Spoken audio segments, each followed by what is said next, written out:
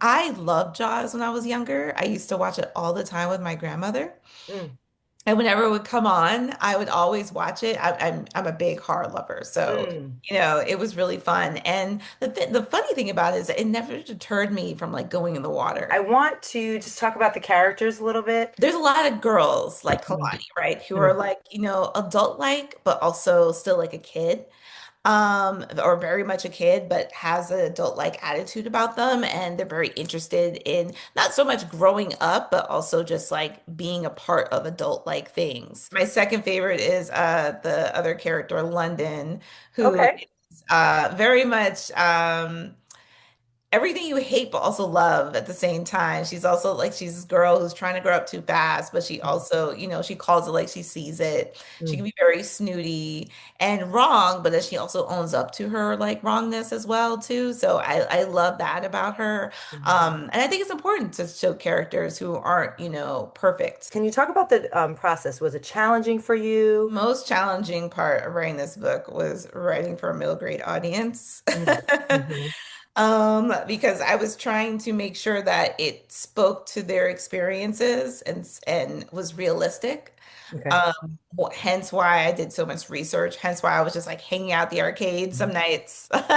Some of the themes about power and justice, really hit home for Like me. the way that Kalani is aware of her surroundings is also it's very inspiring. And I think awareness of like, how power plays and how even just like classism can play. Like it doesn't mean that one person is more powerful than the other. Like and I constantly say this just because, you're with grown-ups and they're dealing with grown-up things doesn't mean that you still don't have the power of play.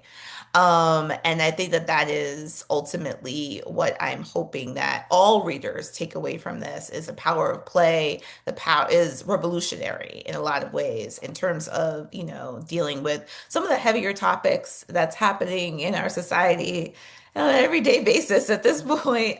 So I'm hoping that people take away from that.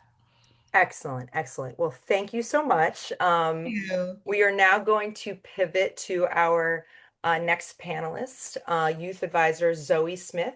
I've grown up spending summers on Martha's Vineyard, and I found Kalani's experiences and story is heartwarming and pretty relatable. So, before you mentioned how this is your first book geared specifically towards middle schoolers in the middle grades, and how some challenges came up with writing in that writing style, and I kind of want to expand on that by asking what advice you would recommend to other writers trying to write for this age group. Ooh, that's a good question. First, I would say, one, I think that there's an opportunity to read a lot of books that are in the middle grade space. That helped me sort of kind of gauge like the language and stuff that I want to talk about. It's important to, when you go into conversations with kids, is to be open and, not judgmental in that space if you are actually going to write for them in this.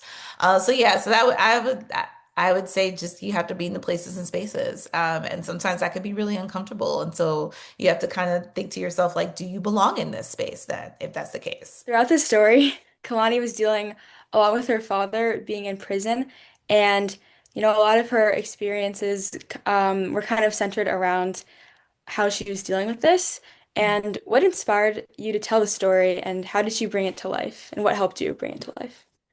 So, Kalani's father is in prison, and there are a ton of kids who have family members who are in the prison system, and but they are still very much a family. And so, I wanted to bring that part to life, like the calling, like how do I call into prisons and talk? How do I make sure my dad has like money on the books in the commissary, and like making sure that he still is treated like a human while in prison. Love to hear about how events like our Martha's Vineyard Black Book Festival supports authors like you and as well as readers and the larger Black literary community. Yeah, so one of the things that I and because I go to a lot of book festivals all over the country. I was just kind of laughing about my 2025 schedule because I was like, oh, I was gone like every weekend. But one of the best things about festivals is that not only do you learn about different authors and their catalog, you also are exposed to, different subgenres, different genres. And so I think that that's one of the best things about going to festivals is that you get to really a chance to get to know an author. Um, there's so many times where I have sold out of books at festivals because people hear me talk and be like, "Oh, she's cool. Oh, I like this book. Let me go read her entire catalog." Without giving too much away, if you can share what readers can expect from you, whether upcoming books, projects, or even themes that you're exploring, we Yeah. would love to hear about it. So I have my next book, middle grade, comes out in August.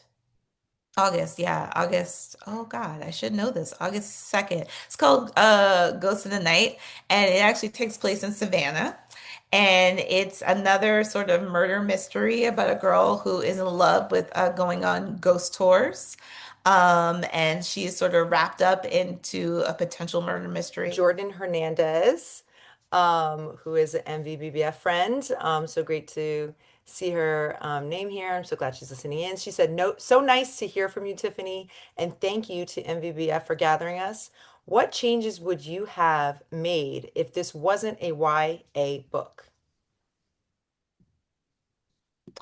Oh, this wasn't a middle grade book. Yeah. What changes would I have made? I probably would have made I probably would have made the kids a little older, make this book a little more scandalous, maybe put like a love, kind of little like Martha's Vineyard summer loving story in the middle of it. I'd probably do like the very cheesy Forever. thing. Yeah, like, I think about that, right? Because everyone has their little like love story that, they've fell in love with somebody or, yeah, like I probably would have added a little bit of that in there, a little bit of spice for sure in terms of like, language. I probably would have done a little bit more of that if the kids were a bit older.